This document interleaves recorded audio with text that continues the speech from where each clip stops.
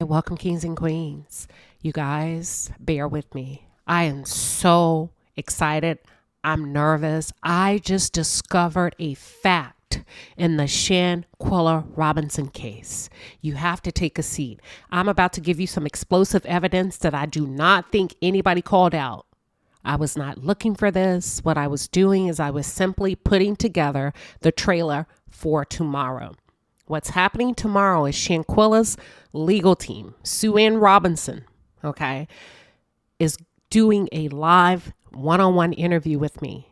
We are talking all things Shanquella Robinson. We're talking about the discovery trip to Mexico, all of those things. So please come with your questions. Please come with your questions. She's going to ask some of the tough questions that we have, and I am going to go there. And I think she's ready. But listen, last night I recorded my commentary to talk about Shanquella Robinson. And what I wanted to do was answer some of the questions that you had. I'm going to play that for you, but some pieces of that, ignore that, because just 5 minutes ago, I heard the most explosive thing that is a fact. Nazeer made a confession, and I think we missed it. Are y'all ready? Oh my God, are y'all ready to listen to this? For those of you who are just tuned in, or if you're new to the channel, welcome to the palace. I am Queen Sheba. I cover a variety of hot topics specific to reality television, but most importantly, I hone in on the psychological and the behavioral traits of the Black experience. Okay, I'm about to play an explosive piece of evidence. We missed it. You remember last week when I did my previous commentary, I said there is something that we are missing and it's sitting right in front of us. And I think we've been looking so hard. We missed it. I'm about to play for you. Nazeer Wiggins confesses there was an eighth person. Oh my God. There was another person in that villa, and that man tried to tell us that. Lord have mercy. Take a look.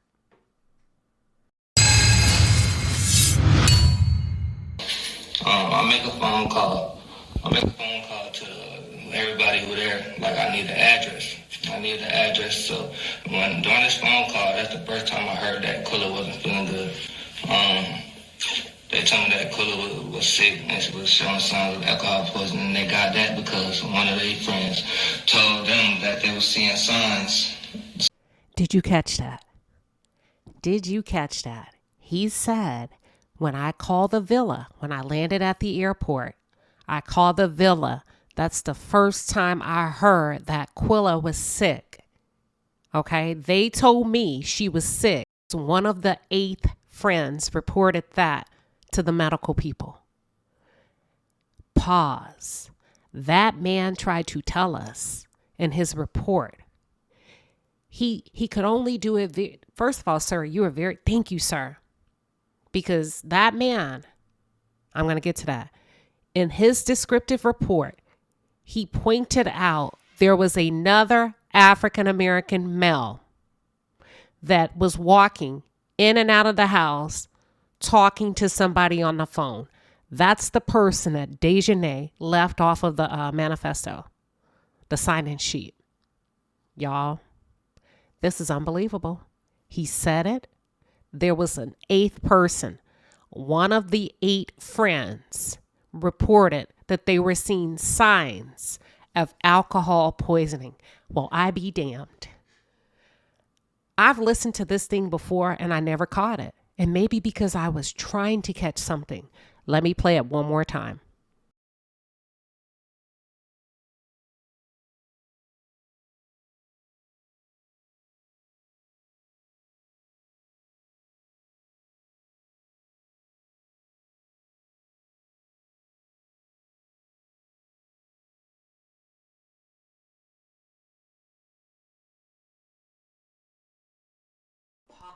I've said it before. I'll say it again. I think Shanquella was ambushed when she got there. I make a phone that call. could explain the reason she did not come out of that room. Everybody That eighth friend is that man that was in the house with her that she probably did not know or was not made aware of that he would be arriving.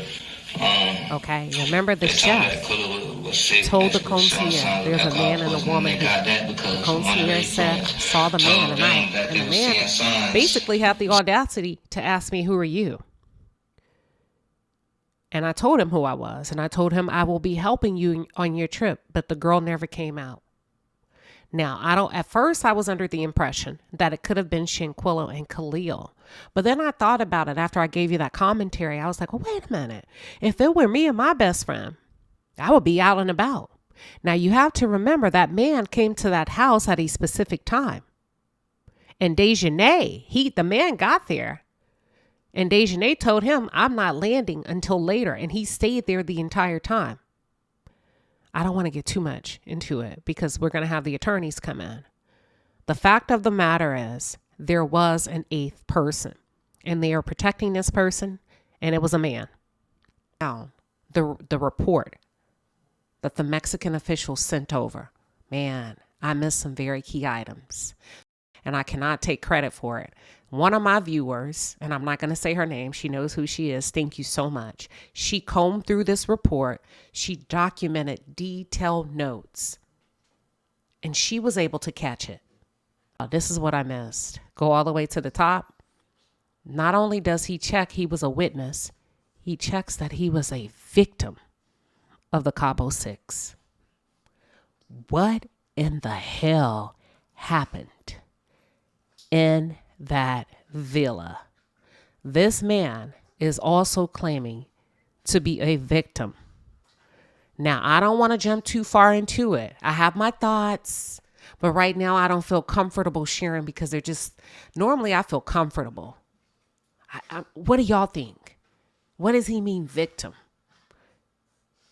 Was it a brawl? Do y'all think it was an all-out brawl in that villa? And who was he a victim of? Was he a victim of the Cabo Six? Was he a victim of the cartel? A little bit of both? I can't believe I didn't catch this. He's identified himself as a victim. That is very, very interesting. Okay? That's item number 2 I missed. This same man, if we go to the end of the report that he wrote, he made it clear that Dejanay Jackson wrote Nazeer's name down. And he's telling us something. And whatever it is, we're not catching on to it, and it's staring us right in our face. But maybe he can't say it.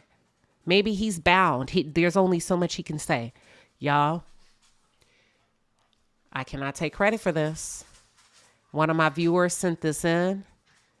Look at this report really, really well. That he was trying to tell us that Dejanay left somebody else off the guest list.